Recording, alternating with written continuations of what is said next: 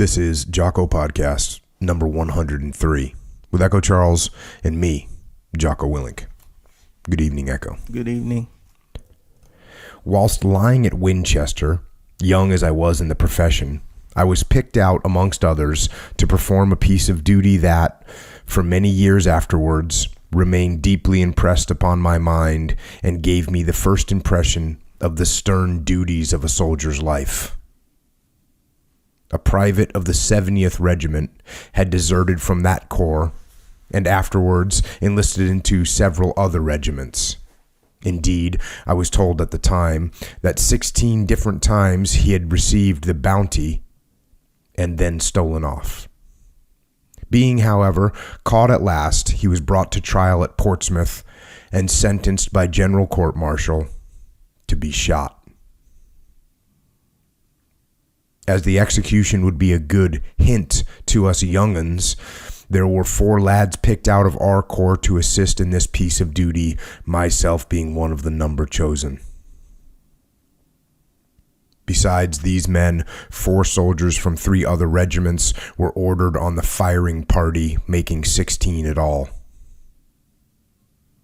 The place of execution was Portsdown Hill, and the different regiments assembled must have composed a force of about 15,000 men, having been assembled from the Isle of Wight, from Chichester, Gosport, and other places.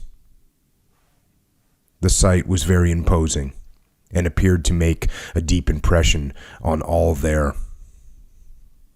As for myself, I felt that I would have given a good round sum, had I possessed it, to have been in any other situation rather than the one which I now found myself. And when I looked into the faces of my companions, I saw, by the pallor and anxiety depicted in each countenance, the reflection of my own feelings. When all was ready, we were moved to the front, and the culprit was brought out. He made a short speech to the parade, acknowledging the justice of his sentence and that drinking and evil company had brought the punishment upon him. He behaved himself firmly and well and did not seem to flinch at all. After being blindfolded, he was desired to kneel down behind a coffin which was placed on the ground, and the drum major of the depot giving us an expressive glance, we immediately commenced to loading.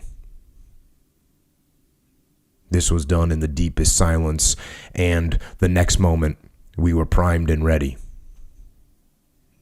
There was then a dreadful pause for a few moments, and the drum major, again looking towards us, gave us the signal agreed upon before, a flourish of his cane, and we leveled and fired. We had been previously strictly enjoined to be steady and take good aim, and the poor fellow, pierced by several balls, fell heavily upon his back. As he lay with his arms pinioned to his sides, I observed that his hands waved for a few moments, like the fins on a fish when in the agonies of death. The drum major also observed the movement, and, making another signal, 4 of our party immediately stepped up to the prostrate body and, placing the muzzles of their pieces to the head, fired and put him out of his misery. The different regiments then fell back by companies, and the word being given to march past in slow time. When each company came in line with the body, the word was given to mark time, and then eyes left in order that we all might observe the terrible example. We then moved onwards and marched from the ground to our different quarters. And that is from a book called Recollections of Rifleman Harris, who was an enlisted soldier for the British Army during the Napoleonic Wars, and that was his welcome to the army. He'd been in for about 3 weeks of service when he had to stand and execute a fellow soldier for basically being drunk and disorderly, not doing what he was supposed to do. Essentially, he was being executed for being a human being. And that was the introduction to military service for Rifleman Harris.